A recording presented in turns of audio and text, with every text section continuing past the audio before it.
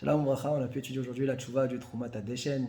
On lui a posé la shéla, qu'en est-il d'un Israël qui posséderait du Chametz et qui voudrait le donner ou bien le vendre à un goy qu'il connaît et qui sait pertinemment que tout de suite après Pessah, alors il lui restituera son Chametz, il n'y aura pas touché. Donc en fin de compte, il sait parfaitement que c'est une ruse ici en question. Est-ce que c'est permis ou pas? Sur ça, le Troumat Hadeshen tranche que c'est permis. Il apporte pour preuve que Matanal Met Larzir, concernant le djinn du get, la Gemara dans Gitin Kafamoud Bet, on voit que la femme, elle est oui, mais Gourechet, elle a oui un statut de femme divorcée, et pourtant, elle allait rendre le get juste après. On dit quand même que ça s'appelle un kinyan, ce qu'elle a fait au moment où elle l'a eu, elle l'a pas pris en tant que Torah de Sheela qu'on lui a prêté. Alors même si c'est vrai que Matanal Matlarzir, ça ne marcherait pas par rapport au Chametz, par rapport à la Khumra du Issour de Chametz, on ne pourra pas apprendre le djinn de Matanal Matlarzir, mais en tout cas la notion de Matana, en tant que telle, si elle est bien réalisée, à savoir que c'est une Matana Gmoura, ou alors que si la vente n'a pas été faite avec une condition qui aurait été posée, donc si le mode de Kinyan il est bien réalisé, même s'il y a une notion de ruse, a priori, qui se trouverait derrière, comme dans le cas de Matana de Menat Larzir, eh bien on voit que ça authentifie, l'acte est validé, et donc le Troumat Hadeshen tranche que c'est permis. D'ailleurs le Bet Yosef va trancher l'alcha comme le Troumat Hadeshen, en disant que c'est permis, et il s'étonnera le Bet Yosef d'ailleurs sur le Rabbeinu Yerucham au nom du Bahag, qui lui nous dit qu'une ruse c'est interdit.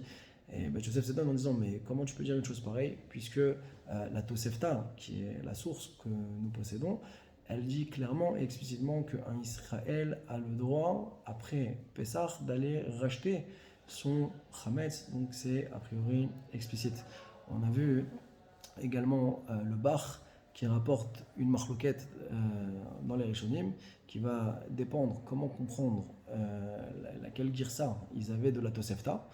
On a la girsa d'après le Aguda qui lui nous dit que c'est permis de vendre le Chametz même si on promet au goy à ce qu'on vienne à lui racheter juste après Pessah, et également que c'est aussi permis de dire à un goy qui nous achète à un prix plus bas et qu'après à Pessah on lui rachètera nous à un prix plus élevé.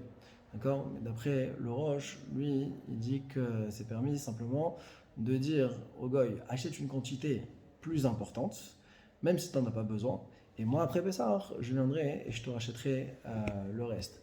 On a pu voir également le prix Megadiem, qui lui rapporte l'opinion du Dvochor et son Fridouche qu'il a dit sur Psachim, en sachant que c'est interdit, il dit au départ, de vendre des behemoth au goyim. Pourquoi? Parce que c'est une ruse, et que si on est ouvert, alors on le fait, ce serait un Issour Torah.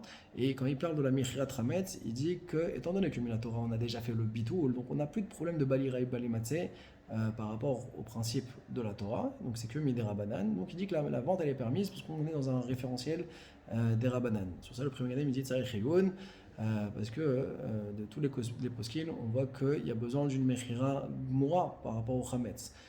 Sans qu'il y ait de ruse. Donc on va prévoir que le premier Gadim il dit que c'est pas lié du tout au Inyan, est-ce qu'il y a eu le bitoul de fait ou pas. Chazak ou Baruch.